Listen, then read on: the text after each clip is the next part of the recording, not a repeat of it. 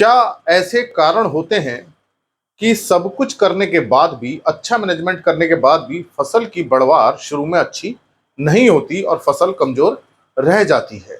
हम खाद उर्वरक देते हैं, हर्बिसाइड डाल के हम वीड कंट्रोल भी करते हैं, समय समय पर हम सिंचाई भी करते हैं, उसके बाद भी हम देखते हैं कि फसल की बढ़वार अच्छी नहीं हो रही है। तो ऐसे कौन से ऐसे कारण हैं? मैं आज इसी बात पे चर्चा करूंगा कि इन चीजों पे हम ध्यान नहीं देते, जिस कारण से फसल की मजबूती नहीं आ पाती, फसल छोटी रह जाती है, कमजोर रह जाती है। आप इस वीडियो को पूरा देखेंगे तो आपको समझ में आएगा कि हम क्या ऐसी गलती कर रहे हैं कि हमारी फसल की उतनी अच्छी उपज नहीं मिल पा रही है।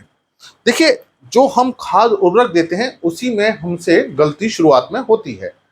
हम ये बात जानते हैं कि फसल को 17 पोषक तत्व आवश्यक होते हैं और ये मिट्टी में रहते हैं, जमीन में रहते हैं, और इनकी पूर्ति करने के लिए हम रासायनिक उर्वरकों का प्रयोग भी करते हैं और जैविक खादों का भी प्रयोग करते हैं। लेकिन इस समय जो हम बुआई के समय जो हम खाद उर्वरक डाल रहे हैं, उस समय हम नाइट्रोजन डालते हैं, फास्फोरस डालते हैं और पोटेशियम डालते हैं।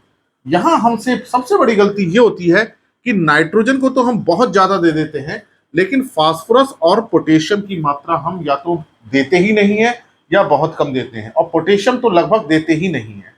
अब नाइट्रोजन देने से उसकी वेजिटेटिव ग्रोथ तो होगी, उसकी पत्तियां आएंगी, लंबाई बढ़ेगी, टिलरिंग भी होगी, लेकिन फास्फोरस से जड़ें निकलती हैं।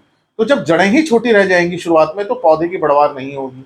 फिर आप यूरिया डालेंगे, यूरिया डालने से नाइट्रोजन मिलती है, फास्फोरस नहीं मिलता, तो वो नाइट्रोजन की वेस्टेज हो जाएगी, यूरिया की वेस्टेज होगी, वो पौधे को नहीं मिलेगी। फिर आप कोई दूसरा टॉनिक डाल देंगे, फिर दुनिया भर की चीजें डालेंगे, लेकिन वो बढ़वार नहीं होगी, क्योंकि वहां आवश्यकता उस पोषक तत्व की हो रही है जो उसको जरूरत है।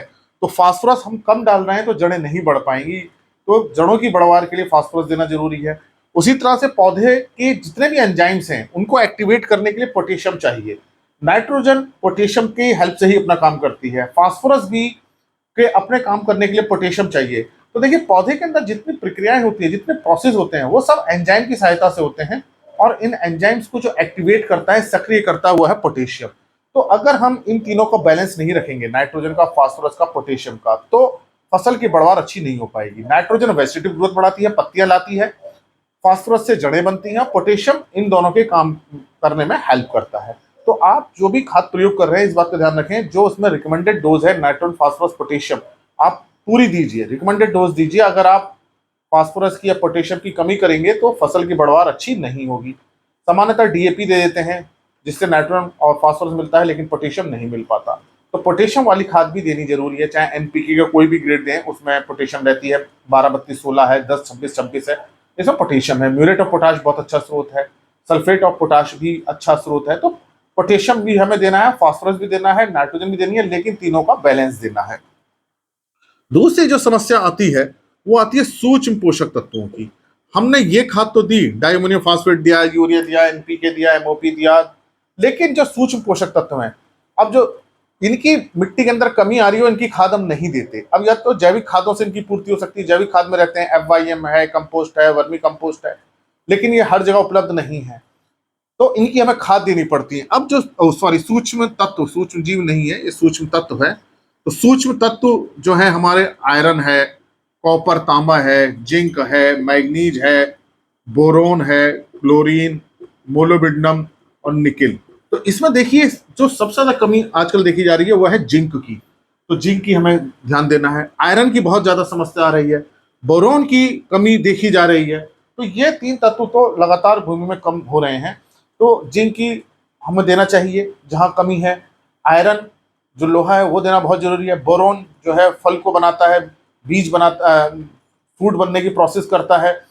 तो इन तत्वों की कमी होने के कारण, सूक्ष्म तत्वों की कमी होने के कारण फसल की बढ़वार नहीं हो पाती। तो हम क्या करते हैं, बढ़ नहीं पा रही है तो हम कोई दूसरी खाद डाल देते हैं जिसमें कि सूक्ष्म पोषक तत्व होते ही नहीं है।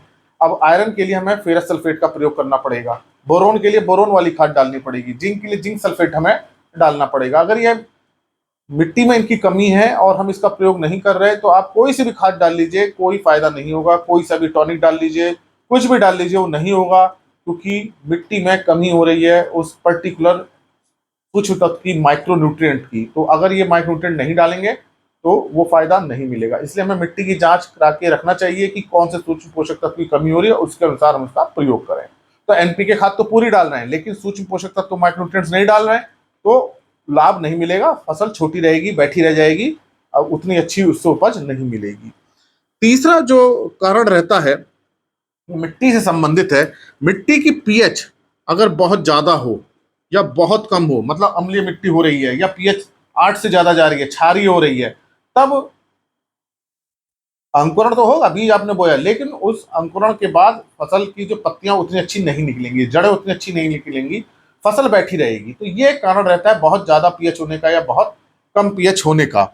और लवणता अगर खेत में ज्यादा हो रही है तो लवणता की वजह से भी फसल छोटी रह जाती है, बढ़ती नहीं है।